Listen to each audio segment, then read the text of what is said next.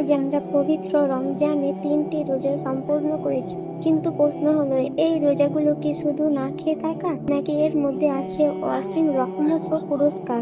রাসূল সাল্লাল্লাহু আলাইহি ওয়াসাল্লাম বলেছেন, যে ব্যক্তি ঈমান ও সওয়াবের আশায় রোজা রাখে তার পূর্বে সমস্ত গুনাহ মাফ করে দেওয়া হয়। এই ভিডিওতে আমরা জানবো ধারাবাহিক রোজার বরকত ও মর্যাদা। 1, 2 হাদিস অনুযায়ী রোজাদারের জন্য 3টি বিশেষ নিয়ামত, 3 বিশেষ দোয়া যা আপনার রমজানকে আরো বরকতময় করবে। ভিডিওটি সম্পূর্ণ দেখুন, কারণ এটি আপনার রমজানকে আরো বরকতময় করে তুলতে পারে। ধারাবাহিক রোজার 3টি বিশেষ বরকত। 1, প্রতিটি রোজার জাহান্নামের আগুন থেকে মুক্তির ঢাল।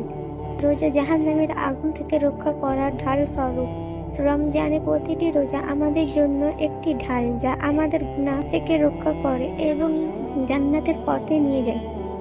2, প্রতিদিন গুনাহ মাফ ও জান্নাতে দোয়া করা। প্রতিদিন ইফতারের সময় আল্লাহ তাআলা অসংখ্য বান্দাকে জাহান্নাম থেকে মুক্তি দেন। প্রতিদিন ইফতারের সময় দোয়া করুন, কারণ এই সময় দোয়া কবুল হয় এবং গুনাহ মাফ হয়। 3, রোজাদারের জন্য জান্নাতে বিশেষ সম্মান। জান্নাতে একটি দরজা আছে যার নাম রায়্যান। কিয়ামতের দিন শুধু রোজাদারই এই দরজা দিয়ে প্রবেশ করবেন। আপনি যদি ধারাবাহিকভাবে রোজা রাখেন, তাহলে বিশেষ দরজা দিয়ে প্রবেশের সৌভাগ্য পেতে পারেন ইনশাআল্লাহ।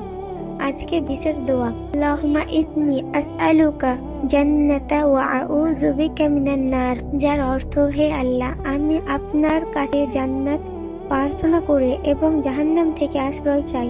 রমজানে প্রতিদিন এই দোয়াটি পড়ুন, আল্লাহ আপনাকে জান্নাত দান করুন।